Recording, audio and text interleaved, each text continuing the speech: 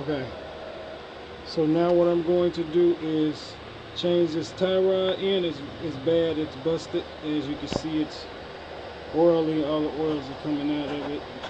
And this is a pretty new tie rod end, so it's not like this is an old tie rod, but gonna get that changed out. So what I'm gonna do is unscrew this first screw here, loosen this one up, and then I'm going to spin this, take this off, take the nut off the bottom, and then I'm just going to spin it until I'm going to mark the threads with a piece of tape. Put probably a piece of tape on the top of the threads as it butts up against this piece, and so I know how many threads there are.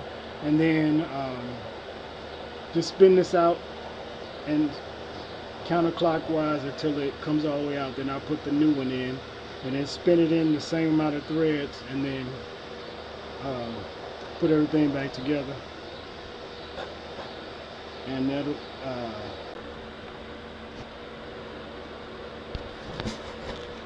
okay, what I did, so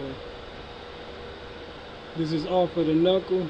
I just hit the knuckle a couple times with my sledgehammer, and now what I did was put tape. I got the tape on there to mark the threads, and I'm just gonna spin this. I loosen these bolts up. One's a 12 and one's a 13. I'm sorry, one's a 11 and a 12, I believe. And all I'm gonna do is, now that I have this marked pretty much where this is out straight down,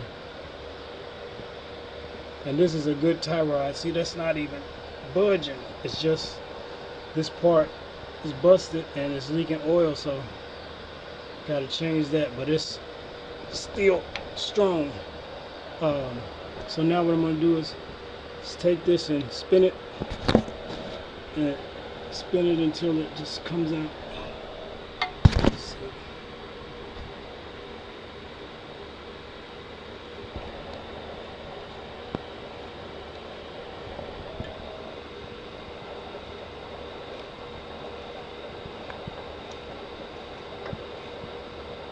And I'm not bothering to count the spins, the rotations, the number of rotations, because I got the tape on here to pretty much mark how many threads I need to rethread this back. And I'll just put another piece of tape. When I'm putting it back together, I'll put a piece of tape on the same amount of threads, and then I'll spin it in until I get to those threads.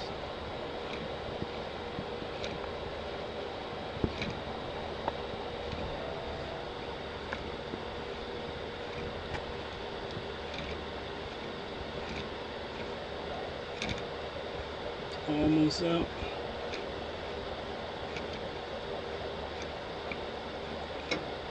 And there you go. It's out. And that's how you remove a tie rod end from Chevy Blazer.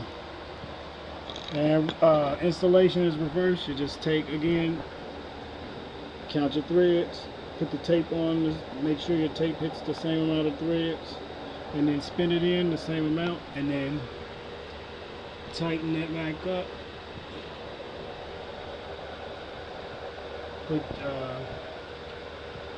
Put the ball joint bolt back through there, tighten that up, and reassemble it. Don't forget to put, you won't forget, but these things,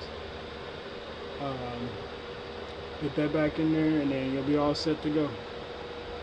Thank you guys for watching. See you on the next one.